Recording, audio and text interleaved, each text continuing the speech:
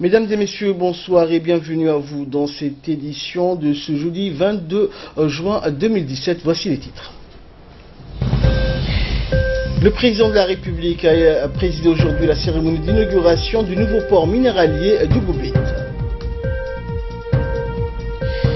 Et dans l'actualité internationale, vote à l'arraché sur le déploiement d'une force africaine au Mali. C'était les titres, merci de nous accueillir chez vous. Une semaine après le port de Tatoura et celui de Doralé, le président de la République, Ismaël Omar Guelleh, a présidé aujourd'hui la cérémonie d'inauguration du port minéralier de Goubet, destiné à l'exportation du sel, du lac Assal et d'autres minerais vers l'étranger. Eh bien, après les interventions officielles, le président de la République a inauguré le nouveau port minéralier de Goubet avec à ses côtés le Premier ministre Abdelkader Kamel Mohamed, le ministre des Transports, l'ambassadeur de Chine à Djibouti, les représentants de la société China Harbour. Depuis le président et dès son arrivée, il a été accueilli par le Premier ministre, les membres du gouvernement, les parlementaires, les représentants de la société chinoise qui étaient donc chargés de la construction de ce port, ainsi que des hauts cadres et dignitaires des pays, les membres de la délégation donc de la diplomatie accréditée à Djibouti, ainsi que les représentants des organisations internationales.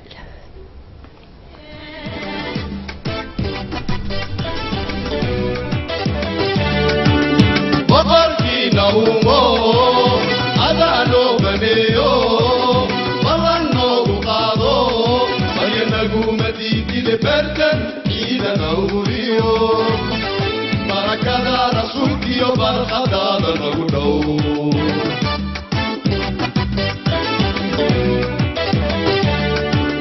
Wabarki Naumo Adano Maneo Balano Bukado Ayanagu Madidi de Berkan Ida Naurio Barakada Rasulki o barakada Nagudau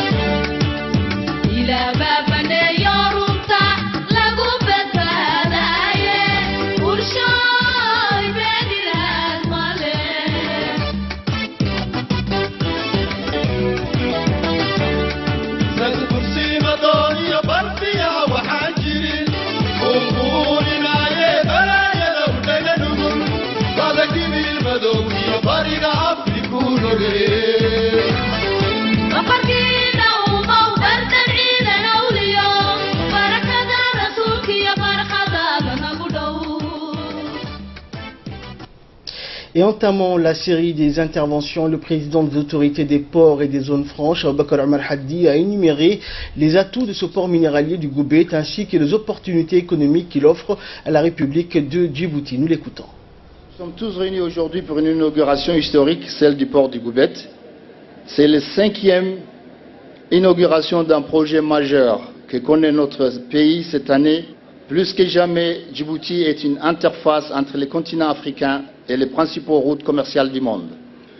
Mesdames et messieurs, l'inauguration du port de Goubet marque cependant un moment très particulier. Je le disais à l'instant, Djibouti a su valoriser sa position géographique. Aujourd'hui, à travers le port minéralier de Goubet, nous valorisons aussi une de nos ressources naturelles historiques, le sel. L'exploitation du sel et sa transformation dans l'ère de la modernité avec le développement des énergies renouvelables, en particulier la géothermie et l'éolienne, dont la région du Goubet possède un riche potentiel. Nous disposons, à ne pas en douter, de tous les atouts pour devenir un des hauts lieux de production de la transformation de l'exploitation du sel au monde.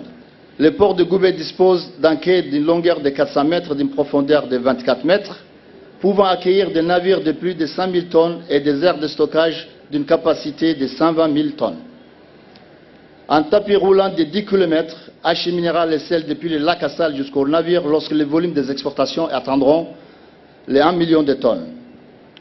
Le lac Assal va produire 6 millions de tonnes de sel par an, dont 1 million de tonnes vont être transformées en produits à forte valeur ajoutée dans les parcs industriels d'Assal.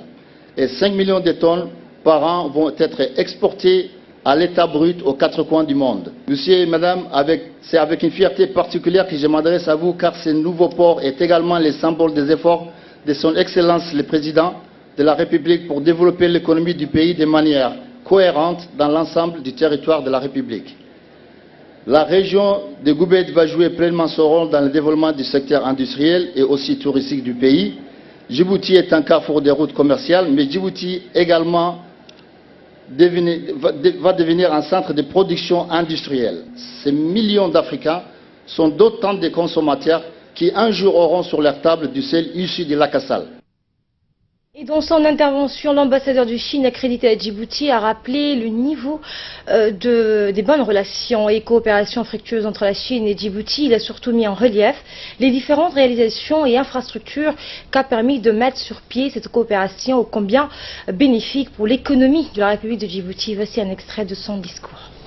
Le projet du port de Goubet est un projet important pour le développement économique et social de Djibouti et de la sous-région. L'année 2017 est une année importante puisque cette année marque le 40e anniversaire de l'indépendance de Djibouti.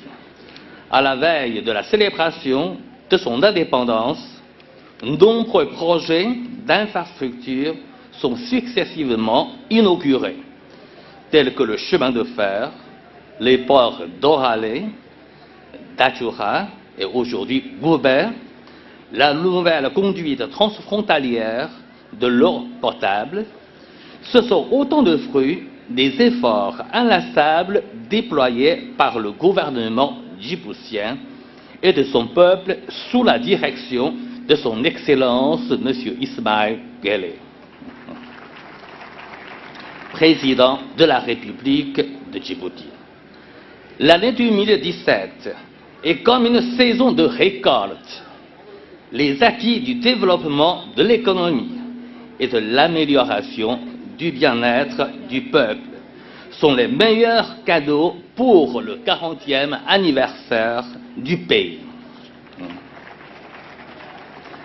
La Chine est un pays ami de Djibouti.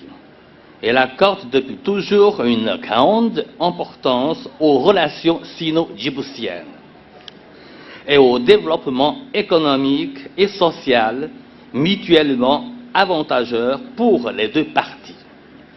Djibouti soutient toujours la Chine dans ses intérêts vitaux sur la scène internationale.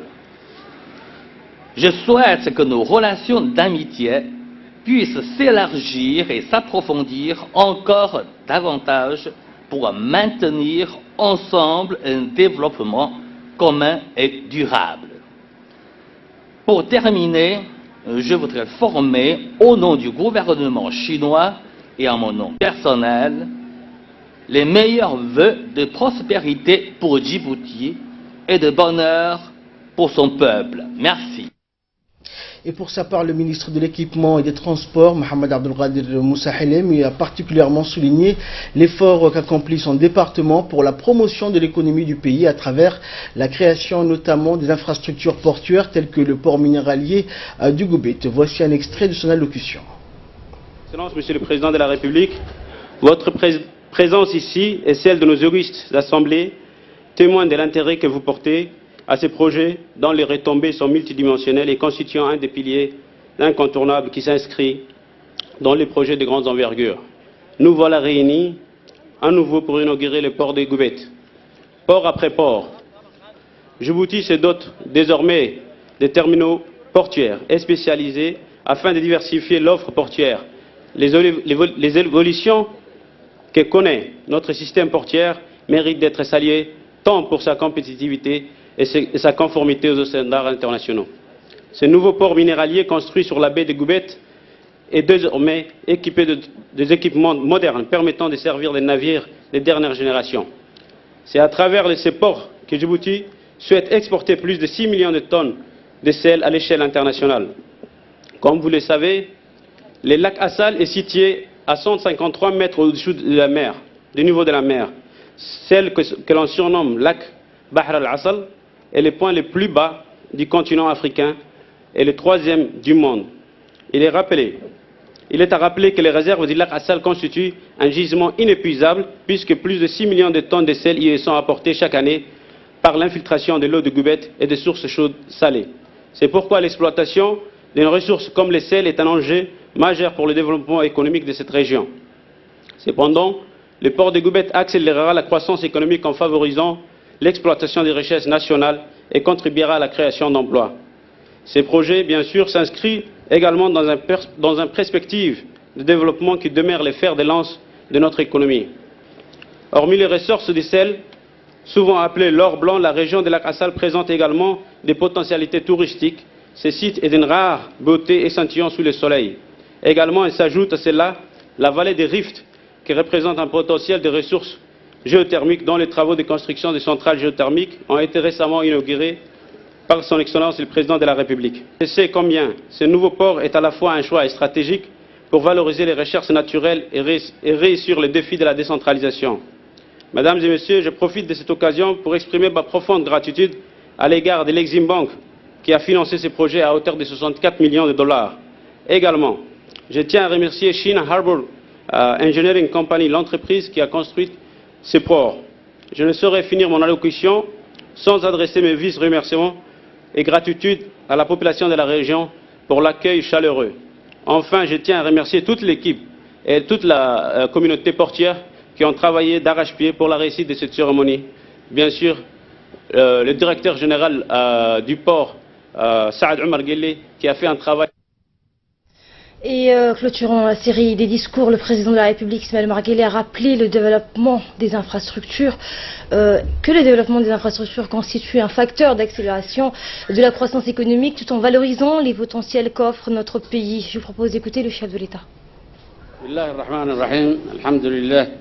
Salatu wassalam ala rasulil amin. Sayyidina wa habibina Muhammadin sallallahu alayhi wa sallam.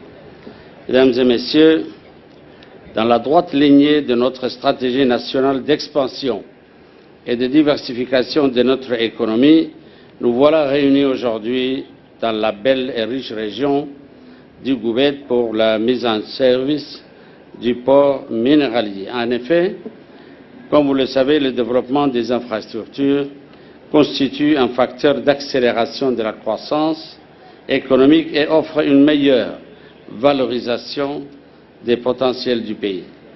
À travers cet ambitieux programme d'infrastructures que nous concrétisons de jour en jour, d'année en année, nous voulons que souffle dans nos régions un vent de renouveau économique et que s'enclenche une dynamique qui conforte le positionnement de Djibouti comme une plateforme régionale incontournable des échanges commerciaux.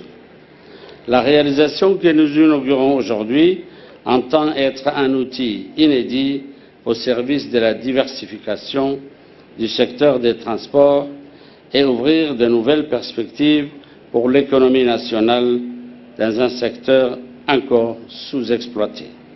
En effet, ce port minéralier offre des capacités logistiques modernes pour l'exportation de notre sel à travers le monde entier. Ainsi, nous renouons avec l'histoire de notre région connue pour son rôle multiséculaire de carrefour maritime du commerce, des épices et du sel, tout en entrant dans l'ère de la modernité. Afin que tout le potentiel de cet or blanc devienne une source de prospérité pour la région, nous avons investi dans ce nouveau port pour permettre à notre pays de nous non seulement extraire, mais aussi et surtout transformer, transporter nos matières premières de la manière la plus compétitive possible. En effet, il nous a paru crucial d'équiper cette zone productrice de sel des infrastructures adéquates afin de libérer son potentiel économique et industriel. Dans cette même lignée, l'ambition de ce port minéralier se veut de mettre en avant la Made in Djibouti, que ce soit à travers l'exportation du sel, mais aussi et surtout de l'ensemble de ces nombreux produits dérivés. En effet, des produits très utilisés dans l'industrie chimique, tels que le chlore ou la soude caustique, sont des dérivés du sel dont la demande est en constante croissance. Ces produits ont également un usage dans notre quotidien à tous. Le chlore est utilisé dans les produits tels que l'eau de Javel ou encore dans les solvants que l'on trouve dans les produits plastiques ou dans l'industrie pharmaceutique. La soude caustique, quant à elle, se retrouve dans des domaines aussi divers que l'industrie des savons ou encore de production d'aluminium. Vous le voyez donc, les possibilités sont nombreuses pour que notre pays se positionne, non seulement dans la région, mais dans le monde comme leader de ces industries, et la mise en place et la mise en service de ce port minéralier n'en est que la première étape. Il appartient maintenant à l'ensemble de nos compatriotes de s'investir, mais surtout d'investir dans ces activités industrielles pour redynamiser notre économie nationale et créer des opportunités d'emploi et de richesse pour tous les Djiboutiens. Mon ambition et mon souhait premier serait donc de voir les jeunes entrepreneurs djiboutiens se tourner vers ces nouvelles opportunités et d'utiliser ce port non comme une infrastructure figée, mais comme un débouché vers une croissance dynamique et transformatrice. Je vous remercie. Et dans le reste de l'actualité, le ministre du Commerce, Hassan Hamad Ibrahim, a effectué ce matin une visite inopinée d'inspection sur le grand marché de Riyad. Au cours de ce déplacement, le ministre du Commerce s'est assuré de la disponibilité et de la qualité des denrées alimentaires dans le marché de Riyad où de nombreux commerçants se sont installés. Le ministre et ses collaborateurs ont ainsi profité de cette visite pour constater le respect des prix homologués par le ministère du Commerce sur les produits tels que les fruits et les légumes ainsi que la viande et le poisson. Et le ministre a félicité bien sûr les inspecteurs du ministère ainsi que le commerçant pour la bienséance et bien sûr le bon marchandage de tous ces produits.